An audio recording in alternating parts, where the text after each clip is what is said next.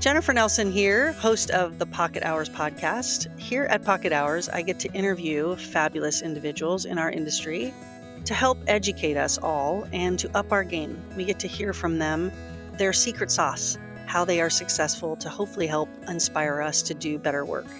The cool part is, as you listen to these interviews, you can also get clock hours on the go. So you listen to a podcast and then you email us at info@scoutrealestate.com to learn more about obtaining those hours. In the meantime, thanks for tuning in, and let's have some fun learning how to be better at what we do. I just got to interview Sue Morrow, who is a broker at Scout Real Estate, and she is our Condo Wizard. Sue has 100 transactions of selling or helping people buy condos and has just a wealth of information and sort of things to look out for, and really speaks to your responsibility in representing either a seller or buyer of a condo. And Sue is just an awesome person, and I can't wait for you to hear from her. Here we go. Today, I have the privilege of interviewing a broker from Scout and a friend of mine and someone who has been doing condo sales for quite a while. And I'm excited to talk about that process with her. Hi, Sue. Hi, Jennifer. We joked at our office because Sue came in and I asked her to educate our brokers. And I said, she's done hundreds of condo sales or something. I don't know what I said, over 100. And because Sue is who Sue is, she said, I've done exactly 100. I've done just 100, which is a lot already. So we have 100 condo transactions for Sue. And that's why when I asked her to come in and educate our Scout brokers, it went so well and so much nuggets of wisdom that I thought there'd be other brokers that wanted to hear this as well. So I appreciate you being on the show. Let's start from how you got into real estate. What drew you to real estate? I had a store, a home dec store, for about 12 years and lost my lease and was in my 50s.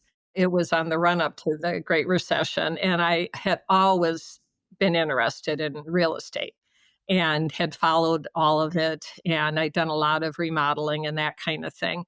At that time, the market was not looking for somebody with my age and skill set. So I thought, oh, what the heck? I'm just going to try real estate. And then, it's been a great career. That's awesome. I'm so glad.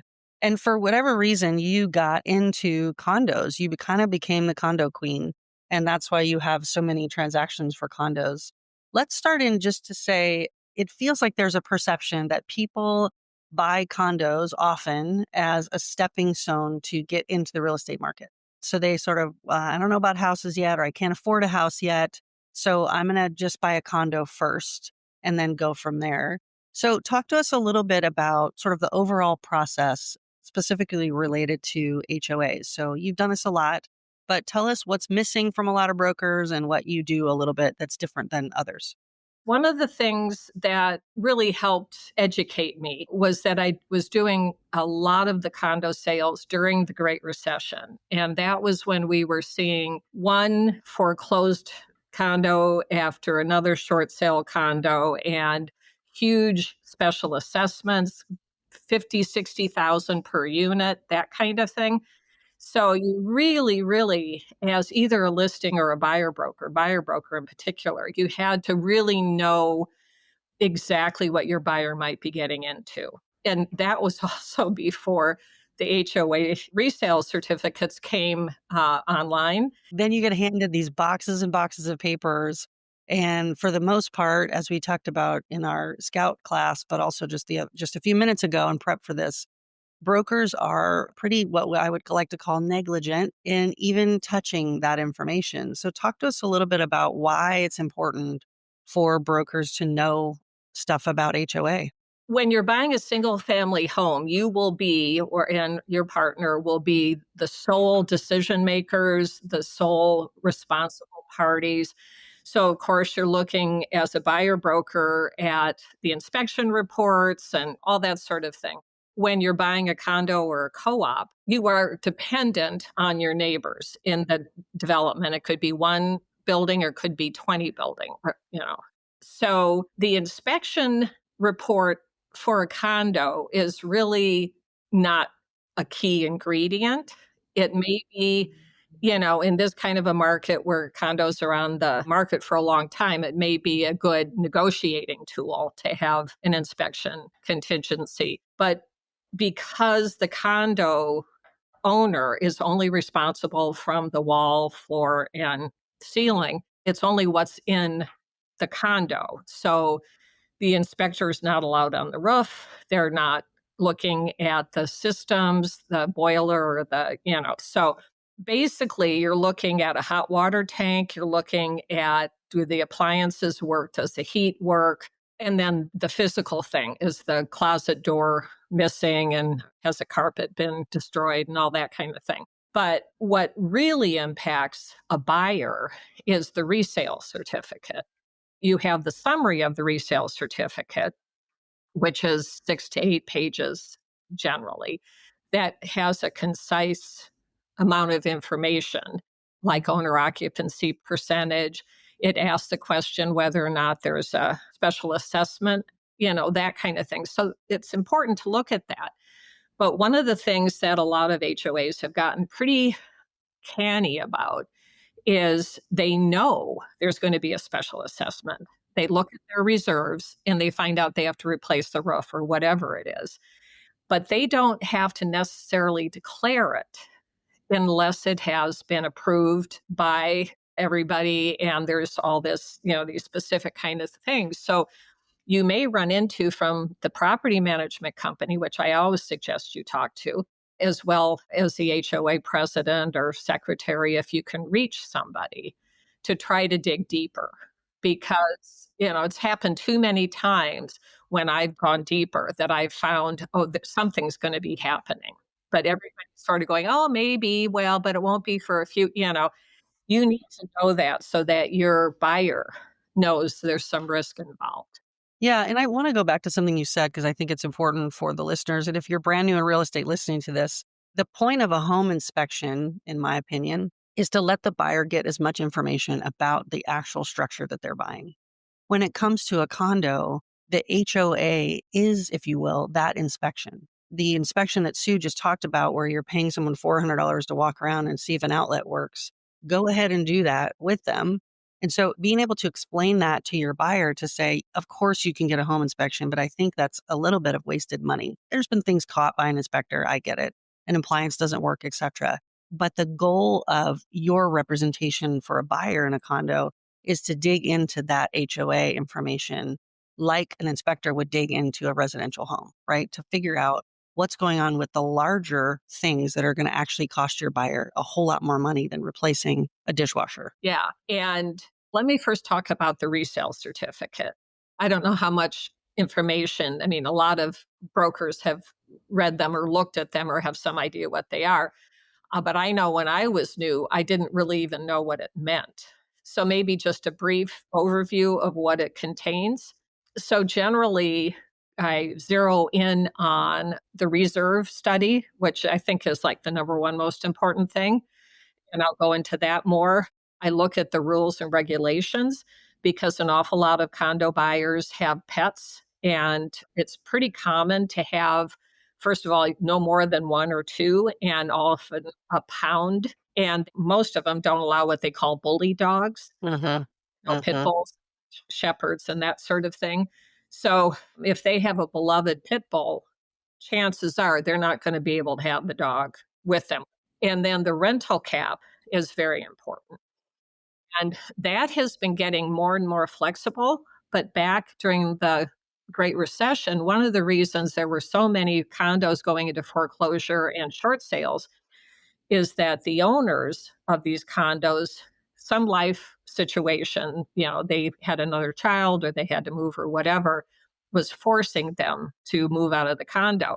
But because the rental cap was generally very small and the HOA not really understanding what the heck was going on, refused to let them rent it out. So, and then they would try to put it on the market. And there was a period of time during that recession where you had to put 20% down. If you had 20%, you go buy a home. So that was outside of anybody's control, really. It took a lot to educate the people on the HOA board the importance of having some flexibility in the rental policy. Oh, and then another thing is a lot of them, you can't rent it out for 1 or 2 years. That's right. You have to live in it. Mhm. Yeah, so if you have an investor buyer, then that's probably not the place for them. So you wanna go through all of this, especially as it pertains to your particular clients at that point. You get to the point where you learn where you find that information. That's right. You dig in. I want to go back to a couple things you said, and that's to say there are several times in my tenure, and I'm sure Sue's as well, where a listing broker for a condo will state, there's no rental cap or all pets allowed, whatever they say in their marketing remarks. And they're wrong. And so we cannot take the word of the agent who's trying to sell something to our buyers as the truth, because the last thing you want is for your buyers to go ahead and buy something and find out later that they literally can't live there. And on top of it, they can't rent it.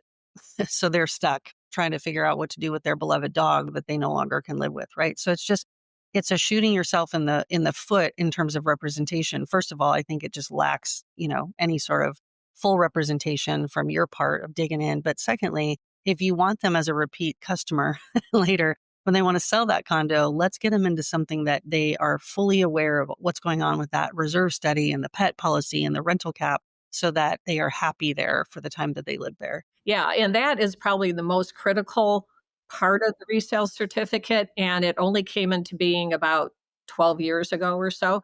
It had been, I believe, state law that the HOA board had to have one commissioned every 2 years, and now it's every 3 years. And one of those years is where they have to do an on-site visit, and the others are paperwork kind of thing. What that does is it takes every component in the exterior, the parking lot, the roofs, everything, and takes it out 30 years to determine when you're next going to need a roof or parking lot refinished or lighting, I mean, everything, carpet in the hallway. So these graphs, the reserve study can be 100 pages long. But what you see is a graph when the next estimated time a big expense is going to happen, correlating to what you're going to have in your reserves, your savings, if you don't work to build those reserves up. And one of the most key things is in the first 6 to 7 pages, usually they have percentage of funding, critical piece. Ideally, you would want for your client is 50% funded or above.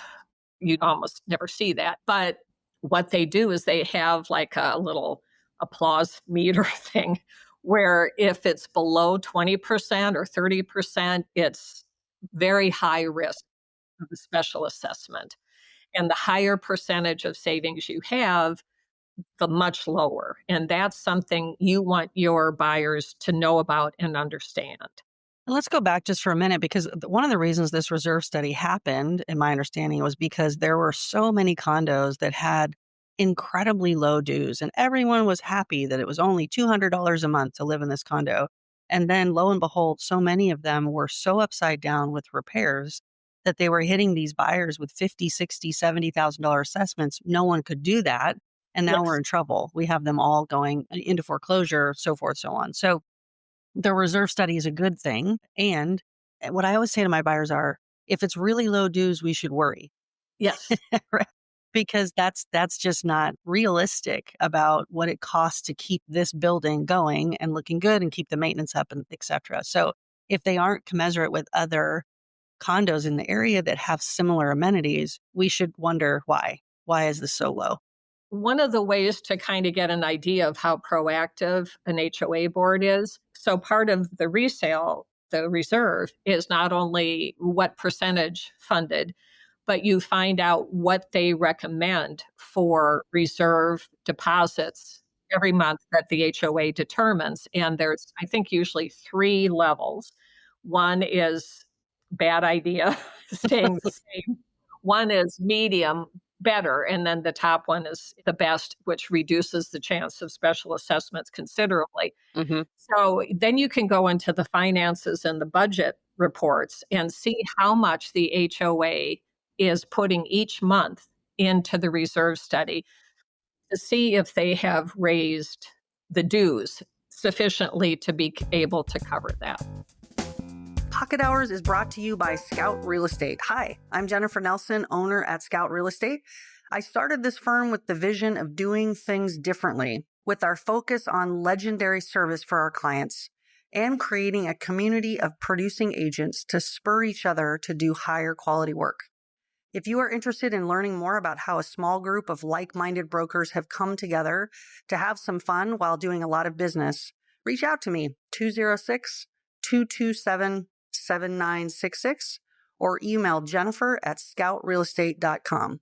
I promise you this, fun is a high priority for me, but so is winning. So if you appreciate those two things, you might be interested in Scout. Looking forward to hearing from you.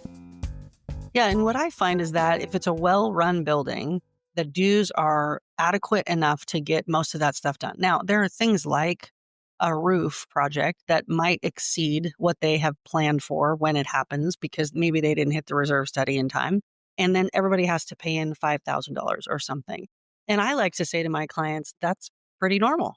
Like, imagine if you owned a house. It isn't just that you're buying something that somebody else takes care of the whole outside. You're paying just like everybody else does for an exterior of a building and landscaping, et cetera, et cetera. So it isn't that we are running from all assessments. It's that we're being careful to look for buildings that are paying attention to what projects are coming up and planning ahead for those projects.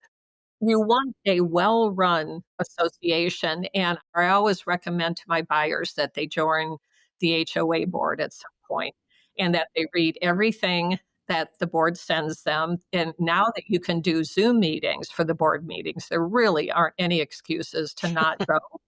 And I have had way too many listings where the seller is like, I had no idea, I never read anything and now I owe $40,000. What am I going to do? It gets you in trouble that way for sure, for sure. I do think that there are, and I've come across this too, where it's a smaller condo building, 7 or 8 units, and they decided they don't want to pay anyone to manage it. And so they're self-managed. And I will say that in my tenure, I usually just take a big, huge deep breath when I learn that because what that typically means is that people, when they finish their regular job, are also trying to be the treasurer. And there just cannot be the level of attention that needs to happen in order to run, in my opinion, any condo building. Well, the experience and just understanding what's needed.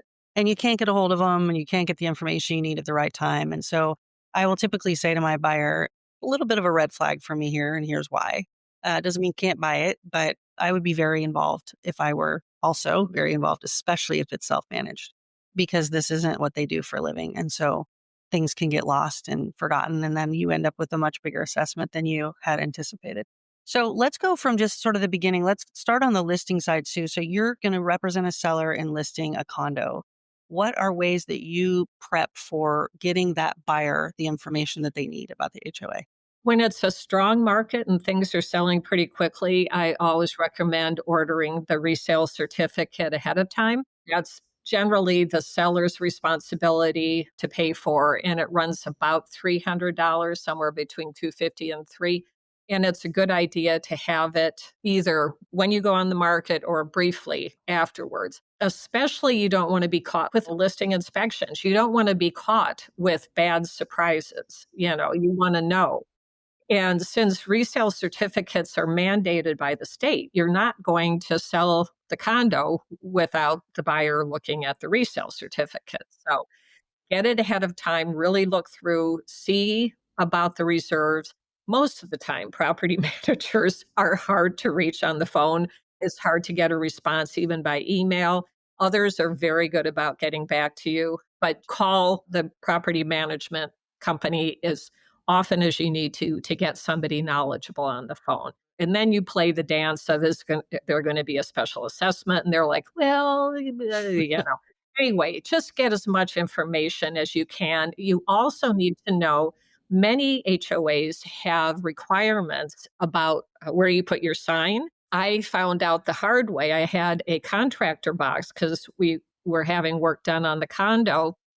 And so I needed to have it there for the workmen. And it got broken into immediately.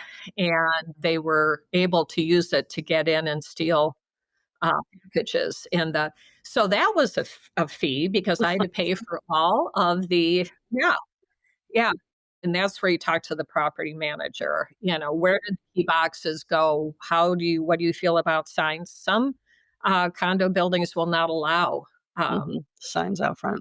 Yeah.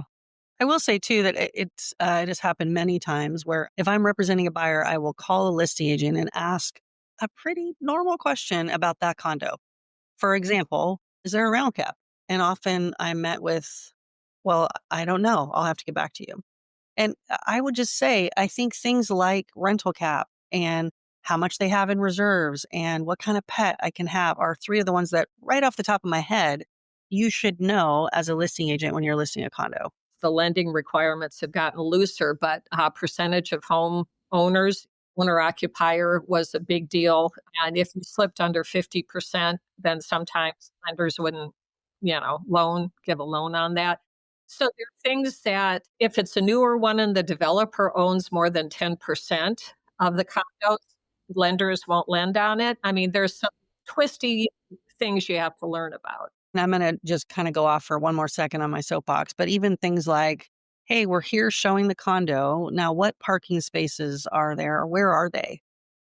And a listing agent has no idea because they've never walked it. They don't even know where the storage unit is, et cetera. So there are different things that are involved in listing a condo than in listing something else that's more, obvious. And your job is to get ready for that. Let's switch for a second now to you're representing a buyer and they go see this lovely condo and they're just like, this is it. We want to buy it. And so walk us through just a couple of questions that you might ask or things you might do to help make sure this is the right purchase for them. It's helpful if the listing agent has a copy of a current resale certificate.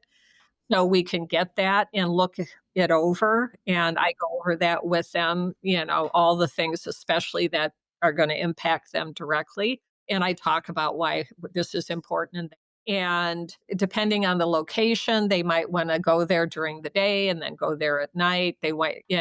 There are a number of investors, maybe not so much now, but we're hoping to do Airbnbs and condos. So you definitely want to find out most condos, the least amount of time they'll allow is 30 days. In some, it's 6 months or more. So getting an Airbnb in a condo is generally tough. And I will say the few buildings in Seattle who have allowed it, their resale for the other condos goes down in many cases because you've got strangers roaming around in the building. So we talk about all of that. I talk about getting an inspection and maybe going back and doing how much, we do ourselves. But the main thing really is going to be, the resale certificate, everything they find on it. And then the other thing is that the interest rate for loans is always a little bit higher for Mm. condos. Mhm. So it can be surprising to buyers that, especially when the rates are high like they've been, how much they're paying for like a one-bedroom condo every month. And we talk about the dues, we talk about what's going where, how much is going into reserves, give them an idea of utilities. If they've never been a homeowner, they may be shocked. And water, sewer, garbage is almost always paid by the association. Almost every year in every HOA board, they have to raise it because utilities go up every year. Mhm. Mhm. So you talk about dues, and it's like when I see listing agents say low dues, like you were saying, and for townhouses, no dues, no homeowner dues, yay. And I want people to see them as potentially that they're your friend. Yeah, exactly. Dues are your friend. Yeah, yeah, yeah. I mean, you talk about the specifics, and most people I have don't care if there's a workout room or a pool or maybe buying a third floor only stairs condo and they get a great deal. This is really common, like in Federal Way, Auburn, where there are a lot of those big complexes and the rooms are big. You get like 3 bedrooms. And so it's a screaming deal. However, it's a little hard on the resale because a lot of people want an elevator. Absolutely. And going back to those amenities, I often say to buyers, I know you love this unit. This complex comes with a racquetball court and a swimming pool and a workout room and a deck and a da, da, da. a lot of your dues are going to support those amenities. Are you going to use them? Right? Because you're going to pay for them either way. They're expensive. They're a higher chance or a higher risk of having to have an assessment to fix the pool. I want to go back just for a second to say, I know, Stu, as we talked about this interview before, that watching another broker come in with their agent and sort of let them walk the condo and then not ask any questions, right? As compared to what sort of lengthy process you take them through. There's such a difference, right? Not all brokers are created equal. And certainly I would add, especially condo brokers that are not doing their job. So representation is what we are responsible for as we are a licensed broker. And I think lots of brokers fail at this condo part of it and don't take this stuff seriously. I will add also that the resale part, you sort of hit on it for a second, but I'd love for you to expound on it. When you're having a buyer buy a condo, I think one of the biggest things you are responsible for is to say, let's look at how well they've done over the last 5 years. So that in their mind, they're thinking, oh, we're going to buy this and in 3 years, we're going to make $100,000 by selling it. And you're like, whoa, let's slow that horse down a little bit and look at what appreciation really is happening for these condos. So one of the biggest expenses for any condo is the envelope redo. So you got windows, you've got decks, you've got roof, you've got siding, the whole bit. Mostly from water incursion is where they need to be redone. Usually there's a history that you can see that they've been sold multiple times. And you get a sense that, oh, they did full envelope thing 5 years ago. Well, that's a really good thing. Or they haven't had one since 1979. That's not a good thing. Right. And then you look at the dues and how much they've gone up or if they've stayed the same, which is to me a real red flag. Yep. I look at the history on all the listings, whether it's condos or single family. It can give you more information than not doing that. I have a Bothell condo right now that just went pending. I don't even know if I told you that yet, Sue, but it's No, it's I don't. pending. What's great about it is they had just done the envelope study. I kept trying to kind of market in my marketing remarks what a great time for a buyer to step in, specifically because we know that these buyers are usually in these condos 5 to 7 years, maybe even less on a condo. And so take advantage of all of the work that was just done and paid for by the seller. Get in there, get to enjoy it, and sell it before they need another assessment. It's a great time to step in. I had a listing last year, as you know, in the Roosevelt area, and they had done a full envelope remodel in, I think, 2018 or something. And so I put that in the marketing reports because it's important. And I was surprised at how few of the buyer agents asked me about it. Like, what was included might be a question. What did they do? Yeah. Was there, Yeah. how much was it? Yeah. Yeah. Yeah. And if you have first time home buyers who are young and are planning on staying just long enough to get some appreciation and to buy a single family, a number of them are thinking about the idea of holding on to the condo and then renting it out. So that becomes a really critical piece.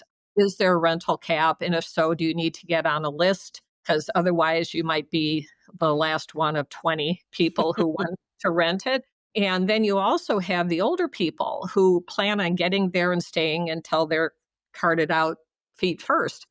And so for them, it's also very important that a special assessment is not going to happen because that could be catastrophically damaging to whatever savings they have. I will say too that I think the minutes are gold in as you're looking through things, right? You get a real sense of the culture, you get a sense of the property managers because whoever's taking notes, depending on how good they are, you get to really know what they're talking about. And that's where you get to find out, wait a minute, it looks right here that 6 months ago you guys talked about we need a new elevator, but I don't see anything else about how that's going to get paid for. Yes. So the resale certificate, one of the requirements is the last 2 years of minutes. And a lot of HOAs are not very good about meetings or having that. And you can't assume that if there isn't much of a discussion about a special assessment or an elevator replacement or that it's not happening. You need to Mhm. dig deeper than that. Got to ask better questions. Yeah. Awesome.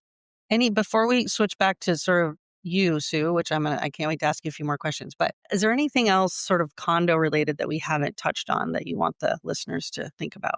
Condos can be complicated. They're not an easy sale, and often they're not paying a ton of money. in brokerage commissions. So I have run into quite a few agents who'll say, "Why are you doing them? There's so much trouble." And I say, because anytime you work with first time home buyers and you do a good job, you're going to have repeat sales for as long as you're in real estate and, as long as you keep in touch and all that. It may not be the biggest whoop first time, but then chances are you're going to list it for them and you're going to help them buy a single family home. Yep, that's a really good point. I'll add this too. I have sold my fair amount of condos downtown Seattle. And my sort of running caveat with those buyers is I know you love this view right now. Chances are it's not going to be there in long term. I have a seller right now that just called me and said, we want to sell the condo and we need to reshoot the pictures because our view out this window on Union Street is no longer, there's a building in front of it. So how does that impact value, et cetera, et cetera? And just making them aware that while there's nothing in permitting right now to build anything here, that is almost for sure going to change. And Right. so, You just assume. and you being the one to bring that up, I think helps build trust with these people because they're sort of, absolutely blown away by this amazing view on the 28th floor of this downtown building. And you saying it is great. And then you look down and you say, we've got an empty lot in front of you here. So let's be realistic. And it all of a sudden makes them say, thank you for pointing that out. Thank you for protecting us as we think through, even though we're excited by the view. So, yeah. So, Sue, last question. You ran a store before. How do you think that has impacted who you are as a broker? Not only the store, but all the long career I had prior to that, everything was starting as a caseworker, everything was being of service, relationship building and trust. And the store was, retail. And after 12 years, I realized that I never wanted to do retail again. It was fun while I did it, but I wanted more of a one on one client based. In my long career, this has been my favorite job. Nice. That's Really so have. good. Yeah, Mhm. it's been a great career. I will say too, for those of you listening that are sort of new to the business or even have been in a long time, if you have a condo question or if you get in a kerfuffle about condos, you don't know which way to go or what to do, Sue is very, very approachable and has so much knowledge about this. Give her a call, give her an email, and she'll walk you through it. She has a lot of expertise and wisdom on that. So Oh, I'd be thank happy to do that. awesome. Thank you for being on the show and sharing all your stuff with us. Thank you so much for listening into Pocket Hours. I hope this has been interesting, fun, made you laugh, made you think, spurred you on to do and implement some new things in your business. I appreciate your time and hope this has been a good use of it, period. Now, go be the agent you would hire.